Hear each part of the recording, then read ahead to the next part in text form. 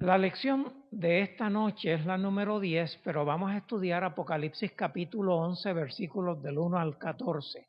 Y para darle un título a esta lección, le he llamado La caña de medir y los dos testigos. Comienzo por mencionar que en Apocalipsis se nos presentan tres temas. Esos tres temas son los siguientes. Apocalipsis 11, 1 y 2 hablan de la caña de medir, de eso vamos a estudiar más ahorita. También habla de los dos testigos en los versículos 3 al 14 y finalmente el capítulo concluye hablando acerca de la séptima trompeta. En la lección de esta noche no vamos a cubrir todo el capítulo 11, solamente vamos a cubrir los primeros dos temas, es decir, los primeros 14 versículos, y los vamos a estudiar de la siguiente manera. En primer lugar, vamos a estudiar los versículos 1 y 2 relacionados con la caña de medir. Luego vamos a estudiar los versículos 3 al 6, donde se presenta quiénes son los dos testigos. Luego vamos a hablar en los versículos 7 al 10 de la muerte de estos dos testigos y finalmente vamos a hablar de la resurrección y de la ascensión de los dos testigos. La gráfica que hemos utilizado para ilustrar la lección de esta ocasión presenta los 39 libros del Antiguo Testamento al lado de los 27 libros del Nuevo Testamento. Y alguno de ustedes preguntará por qué utilizamos esta gráfica para el tema de esta noche. Esa pregunta la vamos a contestar. Usted va a tenerlo claro a medida que adelantemos en la lección. En la primera parte de esta lección vamos a hablar de la caña de medir y comenzamos con la pregunta número 1 que se contesta en Apocalipsis 11, 1 y 2. Y Apocalipsis 11, 1 y 2 dicen así. Me fue dada una caña semejante a una vara de medir y me dijo, levántate, mide el santuario de Dios, el altar y a los que adoran en él, pero deja sin medir el patio exterior del santuario, porque es dado a los gentiles que pisotearán la ciudad santa durante 42 meses. Muy bien, vamos a mirar otra vez ese versículo antes de contestar la pregunta. A Juan se le dio una caña semejante a una vara de medir. Hace poco estaba ayudando a una persona, estamos ayudando a una persona que perdió su casa como consecuencia del huracán María. Y yo estaba ayudando a tirar un piso y la persona que estaba a cargo llevó un nivel y yo nunca había visto un nivel tan grande. El nivel medía 6 pies. 6 pies. Yo lo paré delante de mí y me di cuenta que el nivel era más alto que yo. A Juan se le dio una caña y Juan dice que esa caña era semejante a una vara de medir. Si hubiéramos usado aquel nivel, cada vez que el nivel se pone, está hablando de 6 pies. Así que si se pone 2 veces son 12 pies, etcétera. Esta caña era como una vara de medir y se le dijo a Juan, levántate, mide, y entonces va a medir 3 cosas. Va a medir el santuario de Dios, va a medir el altar y va a medir a los que adoran frente al altar en el santuario de Dios. Y se le dijo, deja sin medir el patio exterior, el atrio del santuario, porque ese atrio es dado a los gentiles que van a pisotear la ciudad santa. ¿Por cuánto tiempo? Por 42 meses. Bien, vamos a contestar la pregunta. ¿Qué se le dio a Juan? Letra A. Se le dio una caña, se le dio una caña y esa caña era semejante a una vara de medir. Lógicamente, el propósito de esa caña era medir, era medir. La segunda parte de la pregunta número 1 dice, ¿qué se le dijo que hiciese? Y la respuesta es múltiple. La letra B, número 1, se le dijo, ¿cuál es la palabra que llena el blanco? Mide el santuario de Dios, el altar y a los que adoran en él. En el número 2 de la letra B dice, deja sin medir el patio exterior del santuario, deja sin medir el patio exterior del santuario porque es dado a los gentiles. Y en la parte 3 de la letra B dice que los gentiles pisotearán la ciudad santa durante ¿cuánto tiempo? 42 meses, y pueden ponerlo en número, 42 meses. Entonces, resumiendo, a Juan se le dio una caña parecida a una vara de medir y se le dijo, mira, vas a medir el santuario, el altar y a los que adoran en él, vas a dejar sin medir el patio exterior del santuario, y dice que los gentiles pisotearán la ciudad santa durante 42 meses. Para entender todo lo que dicen estos dos versículos, comenzamos por decirles que una caña de medir de las que se usaban en el tiempo de Juan medía aproximadamente 3 metros de largo, y 3 metros es cerca de 10 pies, cerca de 10 pies. Se usaba para tomar medidas de longitud. Nosotros no usamos una vara de 3 metros de longitud, pero nosotros usamos una regla o una yarda o 1 metro. Y con eso medimos, aunque ahora tenemos algo mejor todavía, es una cinta métrica. Pero todavía se usa la yarda, todavía se usa el metro para uno medir. Así que la caña de medir es un instrumento para medir longitud. Pero en Apocalipsis 1:1 se ordena medir 3 cosas. Ayúdenme. ¿Qué se ordena medir? Primero, el santuario de Dios. Segundo, el altar. Y tercero, a los que adoran en él.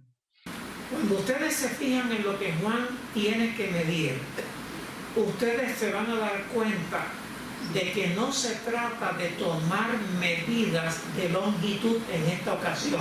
¿Por qué? Porque se va a medir a los adoradores. Entonces, ¿qué quiere decir esto? Se trata de una obra de juicio. Se juzgará específicamente a los que profesan adorar ante el altar de Dios en el santuario, específicamente durante esos 42 meses. Y ya vamos a explicar qué son los 42 meses. Entonces, lo que se está diciendo aquí a Juan es que se va a juzgar a los que profesan adorar ante el altar en el santuario de Dios y a los que adoran allí durante el período de 42 meses. Ya mismo explico lo que significa los 42 meses. Antes, los profesos adoradores de Dios, dice la Biblia, seremos juzgados antes que los que no profesan obedecer en el Evangelio. Todos los seres humanos vamos a pasar por el tribunal de Dios. Todos los seres humanos vamos a ser juzgados por Dios. Pero ¿quiénes van a ser juzgados primeros? ¿Los que profesan fe en el Señor o los que nunca profesaron fe? La respuesta es que los que profesan fe en el Señor serán juzgados antes. Y eso lo enseña el apóstol Pedro, y leemos en Primera de Pedro capítulo 4 y versículo 17, que dice de la siguiente manera. Porque es tiempo de que el juicio empiece por la casa de Dios. Y si empieza primero por nosotros, ¿cuál será el fin de los que no obedecen el Evangelio de Dios? Muy bien, de acuerdo a esta declaración de Pedro, no debe quedar duda que los primeros que pasarán ante el tribunal de Dios para ser juzgados son los que han profesado fe en Dios. Y la razón para ello es que cuando Cristo venga, Él viene a llevar con Él a los que fueron fieles seguidores suyos. Por lo tanto, antes de que Cristo venga, tiene que haber una obra de juicio que defina entre todos los que profesaron ser adoradores de Dios, quienes lo fueron de verdad. Porque no todo el que dice Señor, Señor, entrará en el reino de los cielos. Porque no todo el que dice creo en el Señor Jesús, cree en el Señor Jesús. Porque no todo el que dice que teme a Dios, realmente teme a Dios. Todos los que profesan temer a Dios, todos los que profesan fe en Jesús, serán juzgados primero. Y los que se han hallado fieles, esos son los que serán llevados con Jesús cuando Jesús regrese por segunda vez. La caña para medir el carácter de los seres humanos es la ley de Dios. ¿Cómo sabemos eso? Lo dice Apocalipsis 14:7. Vamos a leer ese versículo y vamos a ver cómo allí se presenta, cómo podemos concluir que la vara que se usa para medir a los profesos cristianos es la ley de Dios. Dice Apocalipsis 14:7. Aquí está la paciencia de los santos, los que guardan los mandamientos de Dios y la fe de Jesús. Muy bien, hablando de los santos, hablando de los fieles que son en verdad, dice dos cosas. Ellos guardan los mandamientos de Dios o la ley de Dios y guardan la fe de Jesús, las enseñanzas de Jesús, lo que Jesús vivía y practicaba. Por lo tanto, los que profesan fe en Dios, fe en Jesús, serán juzgados por la ley de Dios.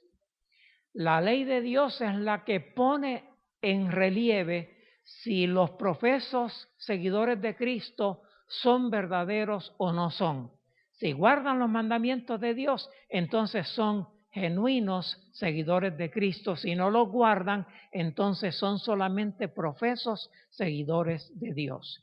En un libro que se titula Cristo en el Santuario, dice en la página 109, párrafo 2, con el fin de estar preparado para el juicio, el hombre tiene que guardar la ley de Dios. Esta ley será el patrón para medir el carácter en el juicio. No quede duda que la caña que se va a usar para medir el carácter de los profesos seguidores de Cristo es la ley de Dios.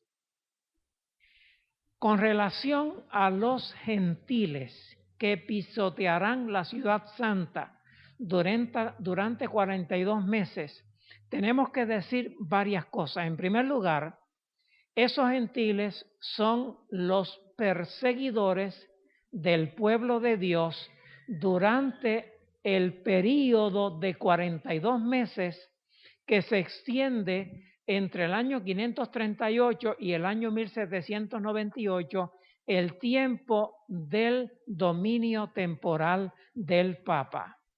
El Papa y los que le apoyaban son vistos en el Apocalipsis como gentiles.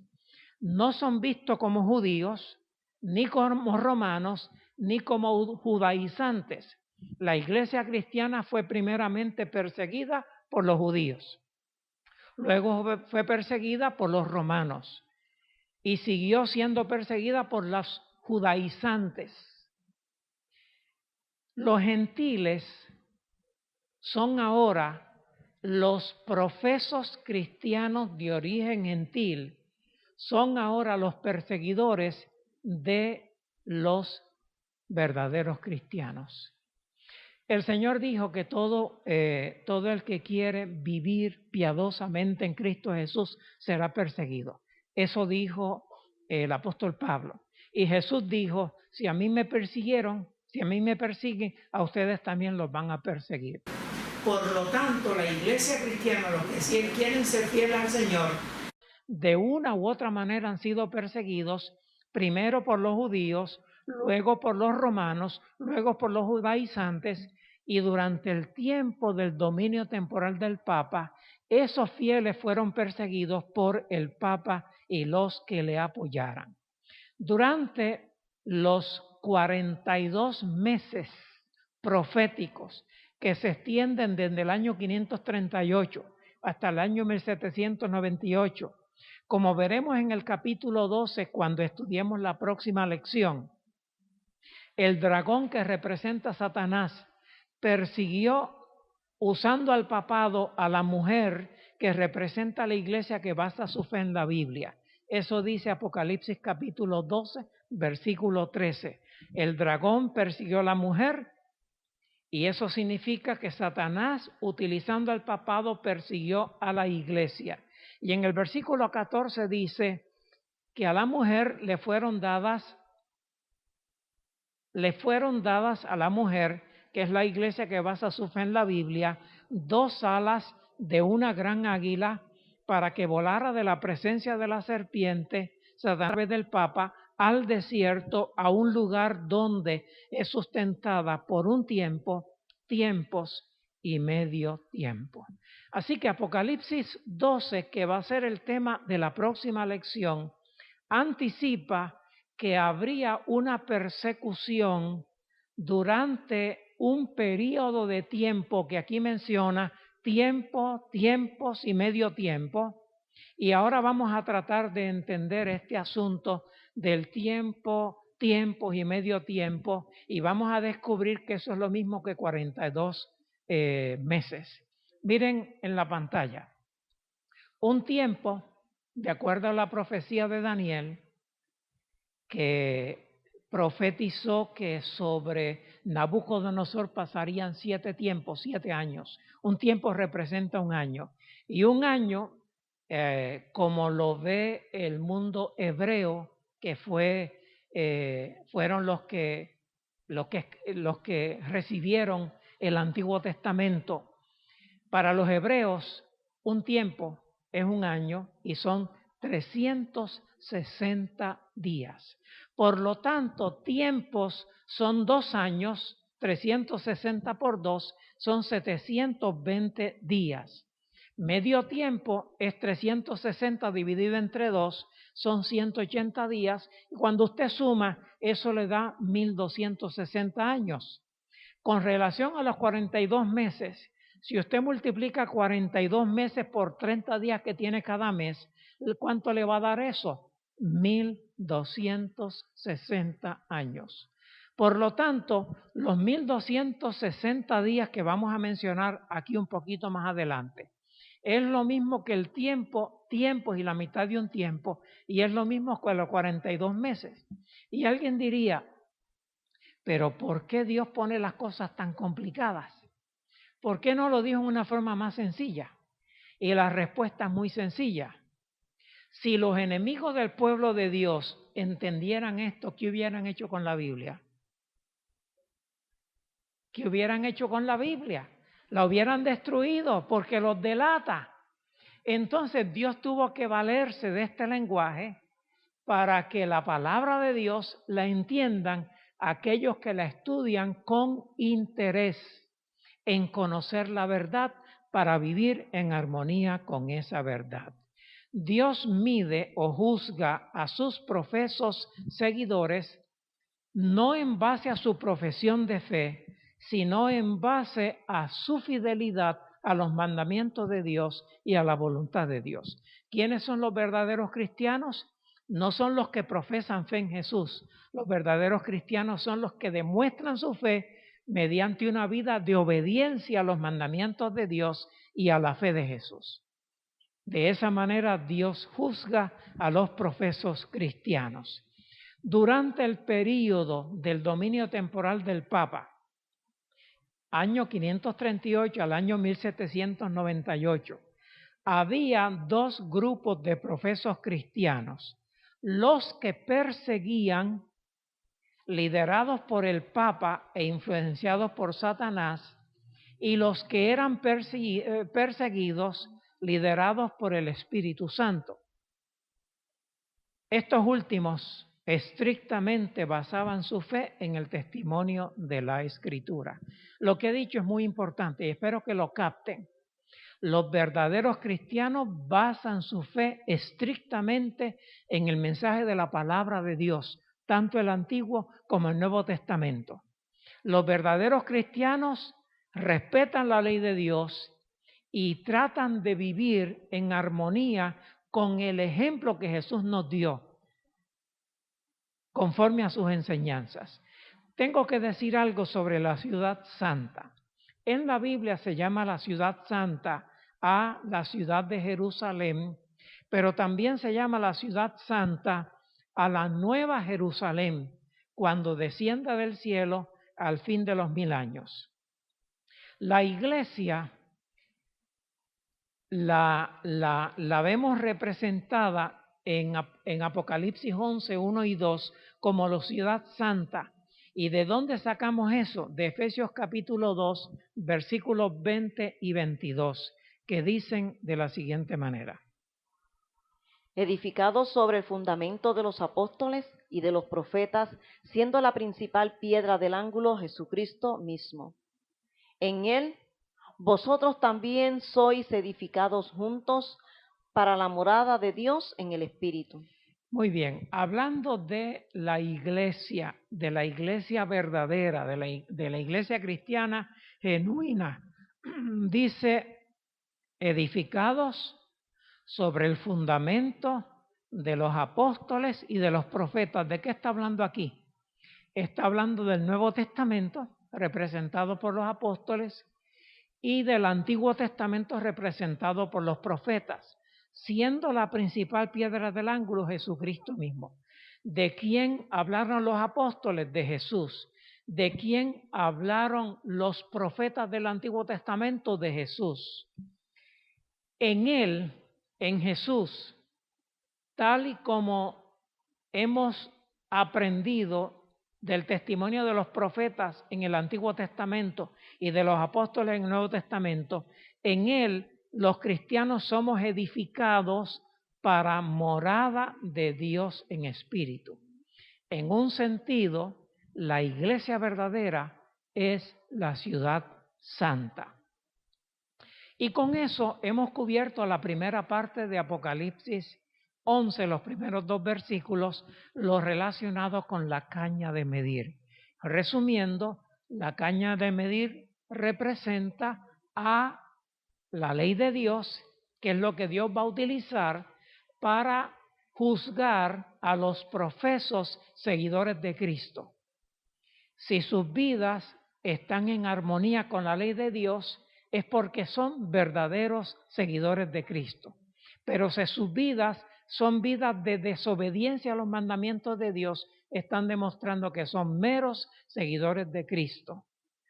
Bien, vamos ahora a hablar de los 2 testigos y vamos a definir quiénes son los 2 testigos que se mencionan en los siguientes versículos, Apocalipsis 11, del versículo 3 al versículo 14. Comenzamos estudiando el versículo 3, que dice de la siguiente manera. Y daré poder a mis 2 testigos que profetizarán vestidos de saco durante 1260 días. Muy bien, la pregunta que vamos a contestar usando este versículo 3 es, con el poder que Dios les dio, ¿qué harían los 2 testigos durante los 42 meses que los gentiles pisotearían la ciudad santa? Y la respuesta sería blanco, vestidos de saco. ¿Cuál es la palabra que llena el blanco? Profetizarán vestidos de saco. Entonces la palabra que llena el blanco es profetizarán vestidos de saco. Durante 42 meses, 1260 años, durante el tiempo del dominio temporal del Papa, los 2 testigos, el Antiguo y el Nuevo Testamento, profetizarían vestidos de saco. Y esto tenemos que explicarlo. 42 meses son 1260 días, 42 por 30, como ya les dije, y son los mismos 1260 años del dominio temporal del Papa. Los 2 testigos son el Antiguo y el Nuevo Testamento. Los 2 testigos son el Antiguo y el Nuevo Testamento, y eso va a quedar demostrado con las próximas declaraciones que vamos a sacar de la palabra de Dios. Simplemente les estoy adelantando, estoy postulando que los dos testigos son el Antiguo y el Nuevo Testamento. Entre los cristianos hay muchos, un alto porcentaje, que consideran que el Antiguo Testamento fue abolido. Los cristianos de hoy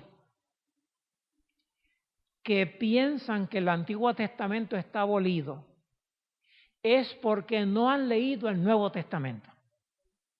Porque si hubieran leído el Nuevo Testamento se darían cuenta que el Nuevo Testamento establece claramente que el Antiguo Testamento no está abolido.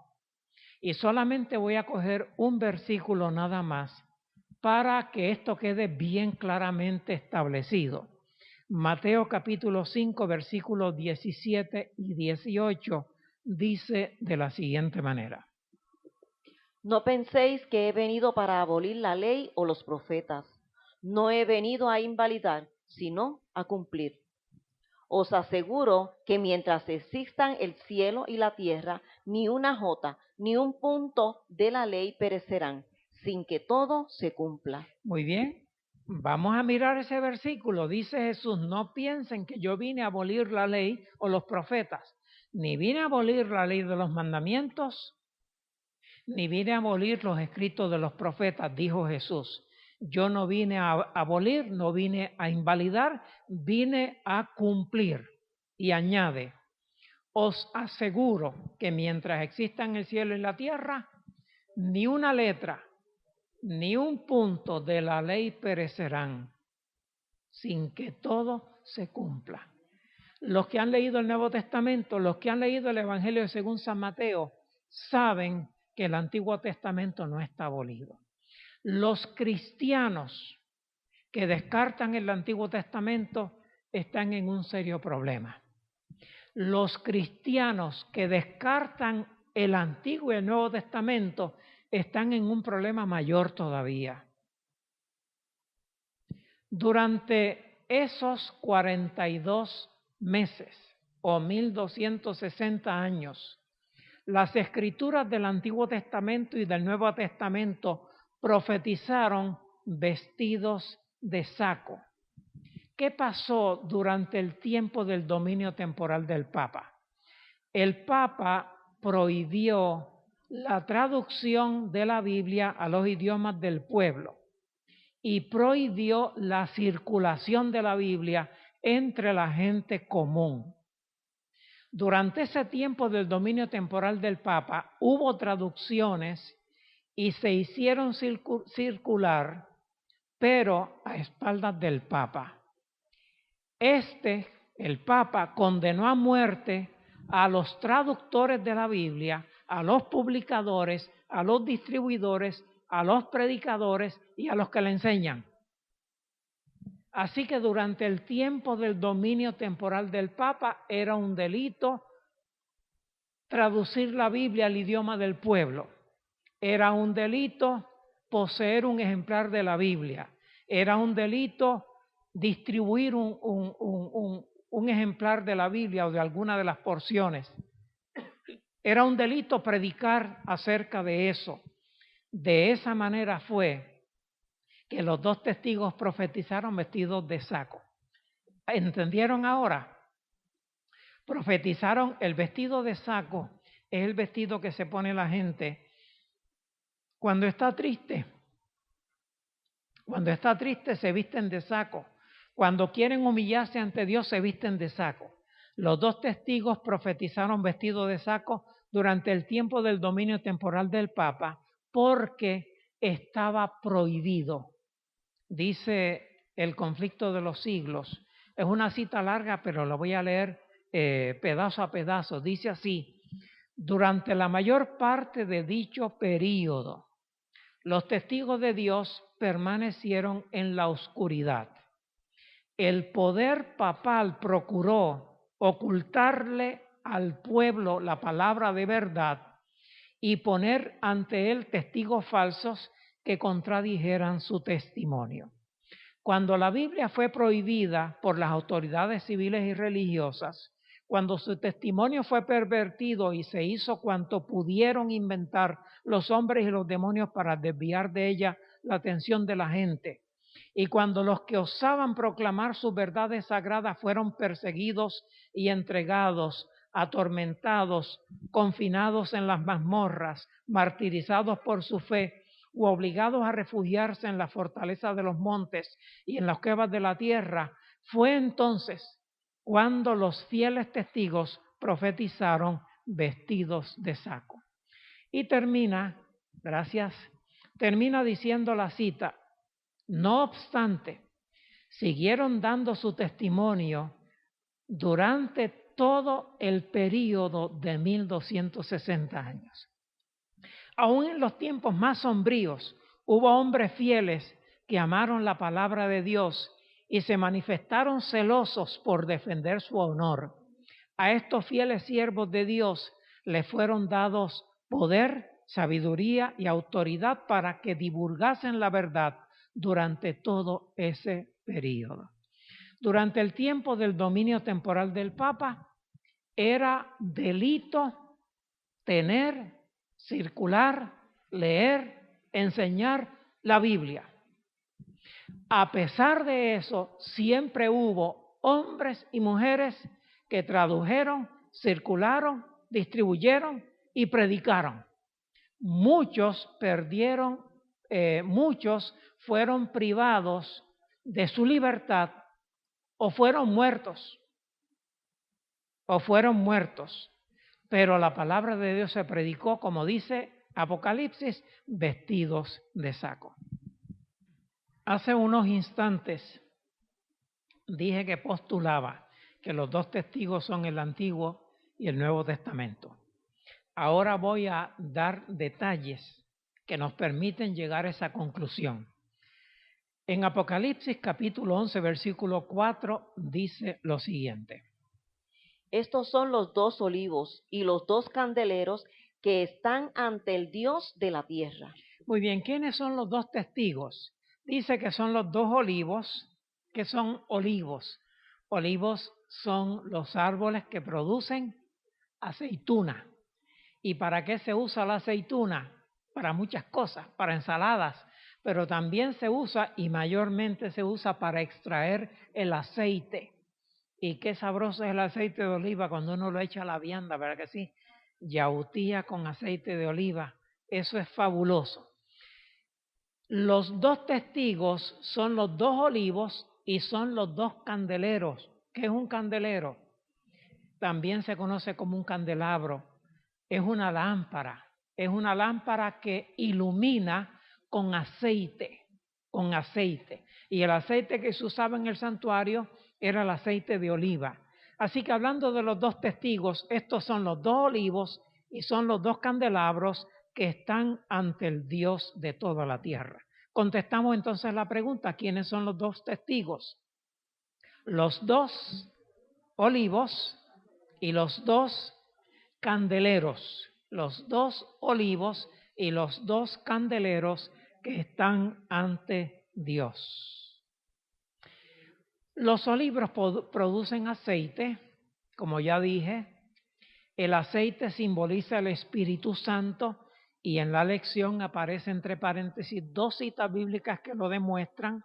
El Espíritu Santo inspiró a los profetas que escribieron el Antiguo Testamento y hay un versículo que lo demuestra en la lección.